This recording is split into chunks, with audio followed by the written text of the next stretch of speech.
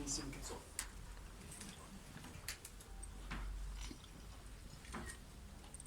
Jobo, another game that you kind of had to, it's another win, 4 wins out of 4, but it's another game where you maybe had to grind it out a little bit. I was frustrated last week that we thought we won the game with character. We're much happier tonight. It may not be so easy to see for you guys watching it and watching replays. I thought, we had to grind it out, but I thought our processes and everything much better. Our breakdown was superb, our set piece was solid, ball retention good, against a team that wanted to hack the ball and make us start back in our 22. So I thought we were quantumly, I know you're going to say 17-7, no, but I thought in terms of the stuff that we wanted to get better, we're quantumly better. Turning over 4 balls in their 22 in the first half was frustrating. I thought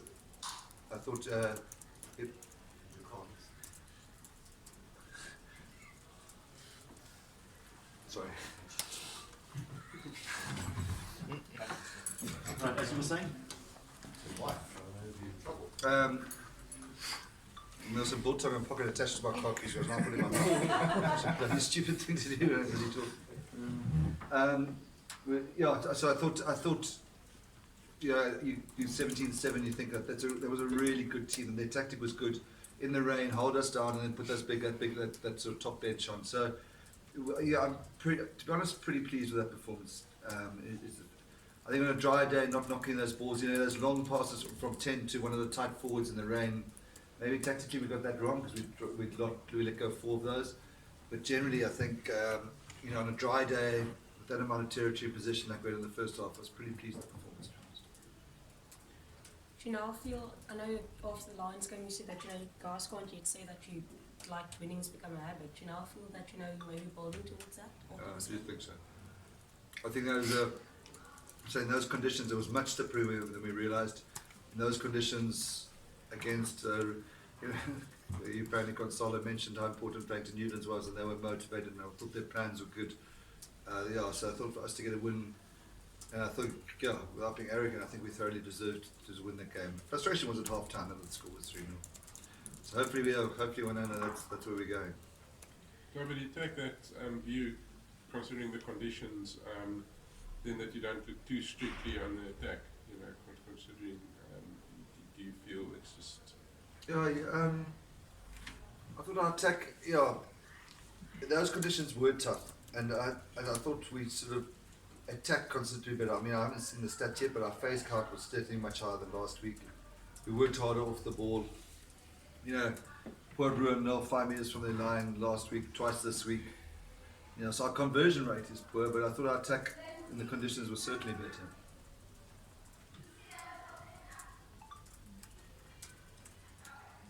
Steven, just in terms of the physical battle up front, you had them in the scrums, and then they came back and scored a try off the scrums.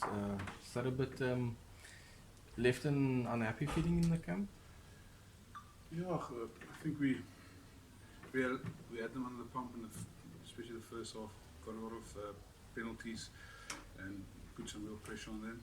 I think the lapse in concentration, it was 15 minutes to go, and they scored a nice pick up and go try from the back of the scrum. Definitely something we'll go look at in the week, get that consistent scrum performance where every scrum we know we need to put our foot down and actually put them under pressure. So it was a bit like a bitter pill to swallow, but I'm still really proud of the boys, how they stood up and came with a lot of physicality. Well, late in the game, there were a few. They could have come back and still got lost by less than 7. Yeah. That would have been an important bonus point for them. 100%. And I remembered what you said last week about Sabella not being allowed to kick, and he did kick, and it landed you up in quite a lot of trouble. Was that a bit frustrating, because you should have actually possibly scored a try? At one stage we were talking about us going for the bonus point. I think, with Damien Willems, when we held that holding, the rolling penalty close to the line, given that Dylan was walking over, and then we're in bonus point territories. So then we sort of began to defend, not giving away the last try. There's a couple of times this season where one of our, it's shared across the back three, including Damien's included in the back three defence, where we haven't realised we've taken the ball back, or we return a kick when their chase line's still 30 metres off and kicking into touch, and these guys are getting massive territorial gains in the line out. You know, it's not new this season, and it's something I'm certainly going to address. You know, I think Dylan got a hard time with that tap kick. I don't think he knocked it on, nor did, and he certainly got knocked out the way. But that had to be a maul into the corner. We're beginning to crack them in the maul. I thought what we're doing really nicely is that this is the best maul in they mauled the Reds for miles last week in Buenos Aires. And they got nothing on us today, so that was good. But our challenges around the back three and kicking are definitely. You know, Gaza's not known as a siege gun boot, neither is Dylan, and the wings aren't really kickers, so that's potentially a red flag or an area of concern for us. In terms of decision making as well, there's just a couple of times where that patience that worked against the Lions in the last couple of minutes, you had Damien put you under pressure with trying to run the ball from where he was close to the touch. He could have just ran it into touch there. The tap kick of Dylan. What was your discussion with him in terms of that and just keeping? Yeah, I think at that stage we were trying to get towards the bonus point, so we were a bit more cavalier. And then obviously once they scored their try, we sort of got into more defensive mode. I think patience is certainly something that we can improve on. Yeah, but we're sitting here plucking apart a performance. We see us the only unbeaten. I know round 2 doesn't matter. Round 4 we're the only unbeaten team in Super Rugby. It's still, like I said, not bringing up potential, but it's certainly a big step up for me. I mean, I think, I was speaking to Gonzalo briefly, they wanted to come for our breakdown and they didn't get one steal. Yeah, that was something that much poorer at Ellis Park. You know, I thought they were, our line out, you know, is other than the first one's going really nicely. Our maul, we almost broke them a couple of times. I think we were a bit unlucky there with legs being lifted and a couple of calls, but this is a step up if we're going to go. You know, not relying purely on character in our defence. Norman's obviously beside himself. He's blaming Ali for Mark for the scrum because it would have been donuts. One try in 3 games and it's not the end of the world. Although, do you think you can apply to have that yellow card of Francois Lambert rescinded? Because that seemed ridiculous, and I think you can have a process where you can appeal a yellow card. We actually started laughing in the box because you heard of this jargon in the World Cup, you know, a mitigating factor. But the guy's hit the bloke's leg. Do you know what I mean? I know he's hit with the head, and his arm is coming round. So I think that's a fair. I think we certainly would look at that. I mean, do you know what I mean? Mitigating. I mean, he didn't. The guy wasn't dropping. I mean, he hit the guy's leg. I mean, it was more dangerous for France. Yeah, but I think I thought that was a tough one, but I thought we handled it well. He's also subjected him to a terror session in the 10 minutes on the field. Yeah.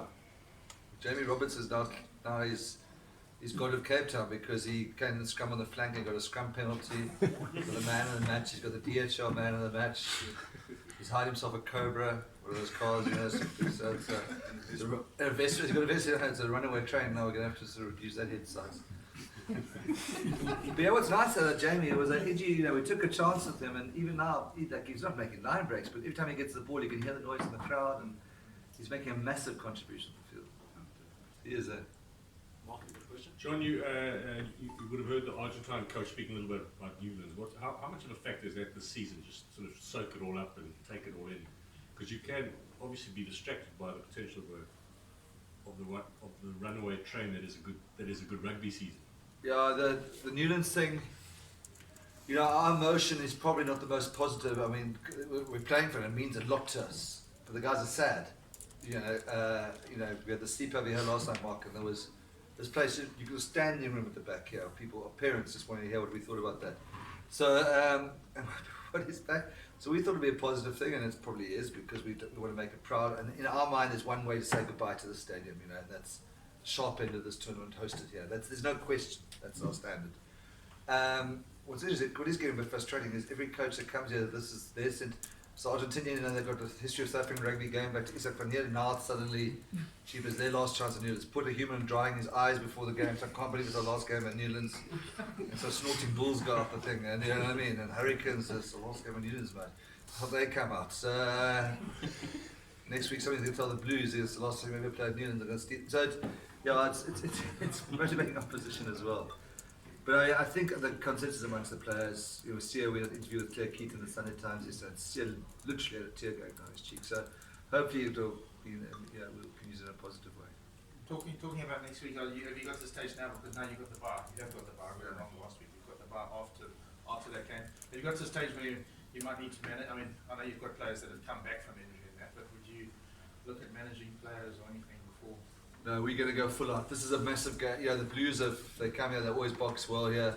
You know, I think 2 years ago when they fight with the Urban and that sort of thing. We know it's what sort of game it's going to be. It's going to be a great game. They're a much better team than just the conference thing is a conference of death, obviously.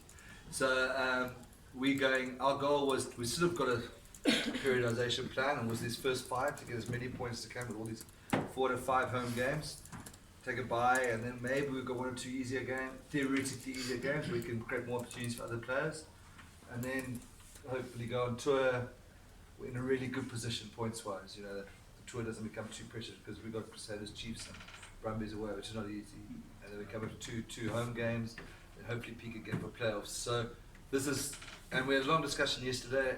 We full metal jacket for this one, you know, and if we can get 5 from 5, then I think we're in a really strong position. What do you speak for the Blues?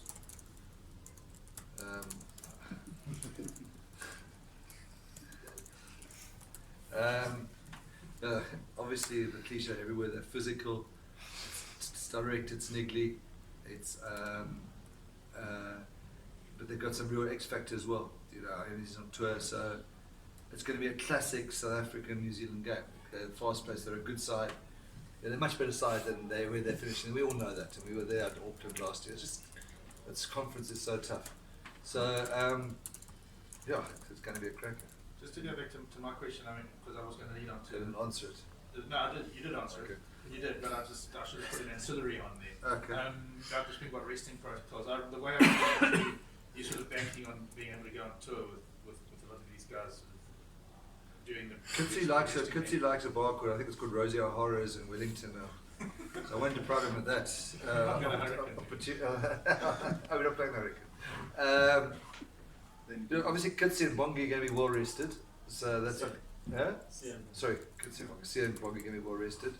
But we will get to the 2 or 3 games for Steven, France, and Peter Steff. Probably over the second block or on the tour.